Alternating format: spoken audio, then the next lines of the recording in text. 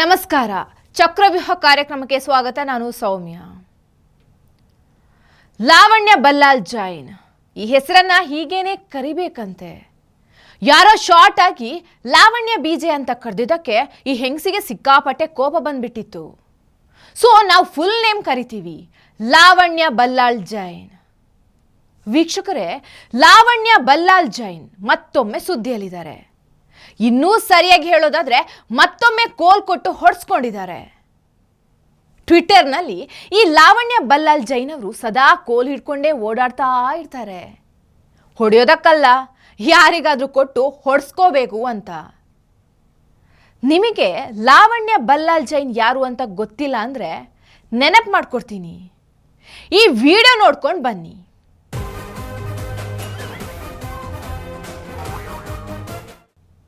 S, ಮುಖ್ಯಮಂತ್ರಿ ಸಿದ್ದರಾಮಯ್ಯನವರು ತಿರುಗಿ ನೋಡೋ ಹಾಗೆ ಮಾಡಿದ್ದಂಥ ಚೆಲುವೆ.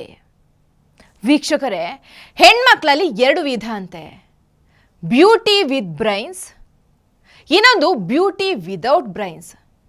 ಈ ಲಾವಣ್ಯ ಬಲ್ಲಾಳ್ ಜೈನ್ ಎರಡನೇ ಕೆಟಗರಿಯವರು. ಈಕೆಗೆ ಸೌಂದರ್ಯ ಇದೆ, ಆದರೆ ತಲೆಯಲ್ಲಿ 3 ಕಾಸಿನ ಬುದ್ಧಿ ಆಗಲಿ ವಿವೇಕ ಆಗಲಿ ಚೂರೇ ಚೂರು ಇಲ್ಲ. ನಿಮಗೆ ನೆನಪಿರಬಹುದು, ಸಿದ್ದರಾಮಯ್ಯ ಸರ್ಕಾರ ಶಕ್ತಿ ಯೋಜನೆಯನ್ನು ಜಾರಿಗೆ ತಗೊಂಡು ಬಂತಲ್ವಾ, ಅದೇ ಮಹಿಳೆಯರಿಗೆ ಫ್ರೀ ಬಸ್ ಯೋಜನೆ. ಅದನ್ನು ಪ್ರಮೋಟ್ ಮಾಡೋಕೆ ಅಂತ ಈ ಲೇಡಿ ಗಾಡಿ ಲಿಪ್ಸ್ಟಿಕ್ ಮೆತ್ಕೊಂಡು ಸರ್ಕಾರಿ ಬಸ್ ಹತ್ತಿ ಫ್ರೀ ಟಿಕೆಟ್ ಹಿಡ್ಕೊಂಡು ಸೆಲ್ಫಿ ತಗೊಂಡಿದ್ರು. ಅದನ್ನು ಸೋಷಿಯಲ್ ಮೀಡಿಯಾದಲ್ಲಿ ಪೋಸ್ಟ್ ಮಾಡಿ ಸಿದ್ದರಾಮಯ್ಯನವರು ಬಡ ಹೆಂಗಸರಿಗೆ ಫ್ರೀ ಬಸ್ ಕೊಟ್ಟು ಎಂಥ ದೊಡ್ಡ ಉಪಕಾರ ಮಾಡಿದ್ದಾರೆ ಅಂತ ಹೊಗಳಿದ್ರು. ಈಕೆಯ ರಿಚ್ ಲುಕ್ಕಿಗೂ ಈಕೆಯ ಬಡತನದ ಪೋಸ್ಟಿಗೂ ಒಂದಕ್ಕೊಂದು ಸಂಬಂಧನೇ ಇರಲಿಲ್ಲ. ಸೊ ಜನರ ಕೈಯಲ್ಲಿ ಸಿಕ್ಕಾಪಟ್ಟೆ ಟ್ರೋಲ್ ಆಗಿಬಿಟ್ರು. ಹೆಚ್ಚು ಕಮ್ಮಿ ಆ ಟೈಮಿಂದ ಲಾವಣ್ಯ ಬಲ್ಲಾಳ್ ಸೋಷಿಯಲ್ ಮೀಡಿಯಾದಲ್ಲಿ ರಿಪೀಟೆಡ್ ಆಗಿ ಟ್ರೋಲ್ ಆಗ್ತಾನೆ ಇದ್ದಾರೆ. ರಾಹುಲ್ ಗಾಂಧಿ ಶಿಷ್ಯ ಆಗೋದಕ್ಕೆ ಹೇಳಿ ಮಾಡಿಸಿರೋ ಹಾಗಿರೋ ಈಕೆ ರಾಷ್ಟ್ರೀಯ ಕಾಂಗ್ರೆಸ್ಗೆ ಹೋಗ್ತಾರೆ. ಅಷ್ಟೇ ಅಲ್ಲ, ಸುಮಾರು ರಾಜ್ಯಗಳಲ್ಲಿ ಕಾಂಗ್ರೆಸ್ನ ಸೋಷಿಯಲ್ ಮೀಡಿಯಾಗಳನ್ನು ಹ್ಯಾಂಡಲ್ ಮಾಡೋರು ಇವರೇ.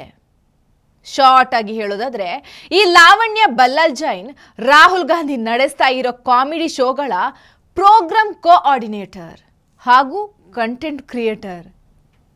ವೀಕ್ಷಕರೇ, ಬೆಂಗಳೂರಿನ ರಾಮೇಶ್ವರಂ ಕೆಫೆಯಲ್ಲಿ ಬಾಂಬ್ ಬ್ಲಾಸ್ಟ್ ಆಗಿರೋ ಗಂಭೀರ ಘಟನೆಗೆ ರಾಜಕೀಯ ಬಣ್ಣ ಕಟ್ಟೋದಕ್ಕೆ ಹೋಗಿ ಈ ಸಲ ಲಾವಣ್ಯ ಬಲ್ಲಾಳ್ ಅವರು ಸರಿಯಾಗಿ ಶೇಪ್ ಔಟ್ ಮಾಡಿಸ್ಕೊಂಡಿದ್ದಾರೆ.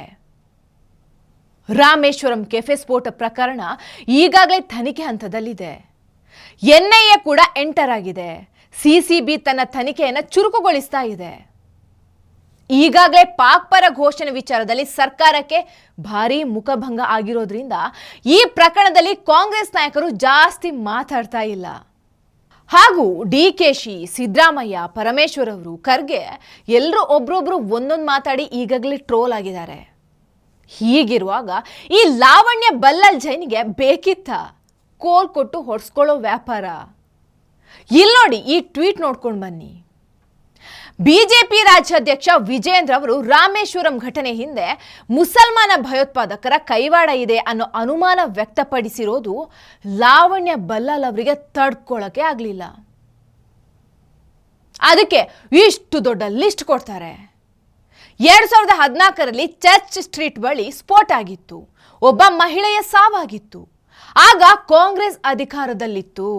ಆದರೆ ಇನ್ನೂ 5 ಬಾಂಬ್ ಸ್ಫೋಟ ಪ್ರಕರಣಗಳು ನಡೆದಾಗ ಬಿಜೆಪಿ ಸರ್ಕಾರವೇ ರಾಜ್ಯದಲ್ಲಿ ಅಧಿಕಾರದಲ್ಲಿ ಇದ್ದಿದ್ದು ಅಂತ ಹೇಳ್ತಾರೆ.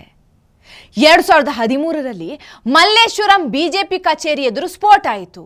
2022ರಲ್ಲಿ ಶಿವಮೊಗ್ಗದಲ್ಲಿ ಟ್ರಯಲ್ ಬ್ಲಾಸ್ಟ್ ಆಯಿತು. 2022ರಲ್ಲಿ ಮಂಗಳೂರಿನ ಕುಕ್ಕರ್ ಬಾಂಬ್ ಬ್ಲಾಸ್ಟ್ ಆಯಿತು. 2008ರಲ್ಲಿ ಬೆಂಗಳೂರಿನಲ್ಲಿ ಸರಣಿ ಬಾಂಬ್ ಸ್ಫೋಟ ಆಗಿತ್ತು. 2010ರಲ್ಲಿ ಚಿನ್ನಸ್ವಾಮಿ ಸ್ಟೇಡಿಯಂನಲ್ಲಿ ಸ್ಫೋಟ ಆಗಿತ್ತು. ಆಗೆಲ್ಲ ಬಿಜೆಪಿನೇ ಅಧಿಕಾರ ಮಾಡ್ತಾ ಇದ್ದಿದ್ದು ಅಂತ ಲಾವಣ್ಯ ಬಲ್ಲಾಳ್ ಜೈನ್ ಉದ್ದದ ಲಿಸ್ಟ್ ಕೊಟ್ಟಿದ್ದಾರೆ.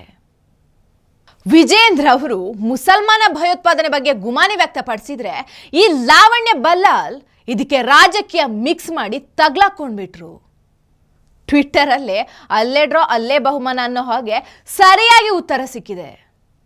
ನಿಜ, ಬಿಜೆಪಿ ಸರ್ಕಾರದ ಅವಧಿಯಲ್ಲೇ 5 ಬಾಂಬ್ ಸ್ಫೋಟ ಪ್ರಕರಣ ನಡೆದಿತ್ತು. ಆದರೆ ಅಷ್ಟು ಪ್ರಕರಣಗಳಲ್ಲಿ ಇದ್ದಿದ್ದು ಮುಸಲ್ಮಾನ ಭಯೋತ್ಪಾದಕರೇ, ಶಂಕಿತ ಉಗ್ರರೇ ಅನ್ನೋದನ್ನ ಹೆಸರು ಮತ್ತು ಸಾಕ್ಷಿ ಸಮೇತ ಕೊಟ್ಟು ಸೋಷಿಯಲ್ ಮೀಡಿಯಾದಲ್ಲಿ ಲಾವಣ್ಯ ಬಲ್ಲಾಲ್ ಅವರನ್ನ ಶೇಪ್ ಔಟ್ ಮಾಡಿದ್ದಾರೆ. ನೀವೇ ಒಂದ್ಸಲ ನೋಡಿ.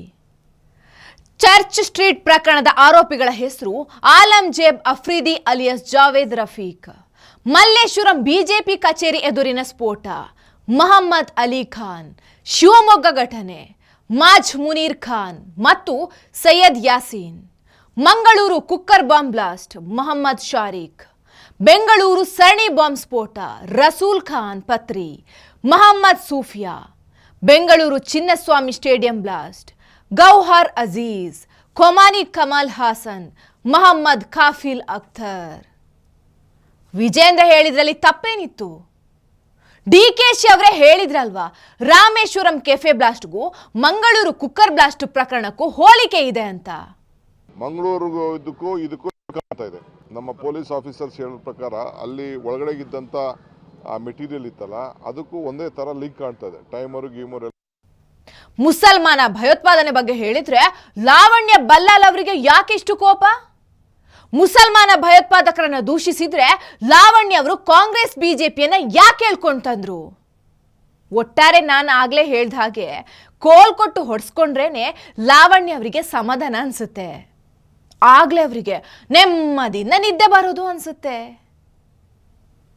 ಈ ಕಾರ್ಯಕ್ರಮದ ಬಗ್ಗೆ ನಿಮ್ಮ ಅಭಿಪ್ರಾಯವನ್ನು ಕಮೆಂಟ್ ಮೂಲಕ ತಿಳಿಸಿ. ಹಾಗೆ ನಮ್ಮ ಟಿವಿ ವಿಕ್ರಮವನ್ನು ಸಬ್ಸ್ಕ್ರೈಬ್ ಮಾಡೋದನ್ನು ಖಂಡಿತ ಮರಿಬೇಡಿ. ನಮ್ಮ ಟಿವಿ ವಿಕ್ರಮದ ಎಲ್ಲ ಕಾರ್ಯಕ್ರಮಗಳ ನೋಟಿಫಿಕೇಶನ್ ನಿಮಗೆ ಸಿಗಬೇಕಂತ ಹೇಳಿದರೆ ಬೆಲ್ ಬಟನ್ ಮೇಲೆ ಕ್ಲಿಕ್ ಮಾಡಿ. ನಮಸ್ಕಾರ.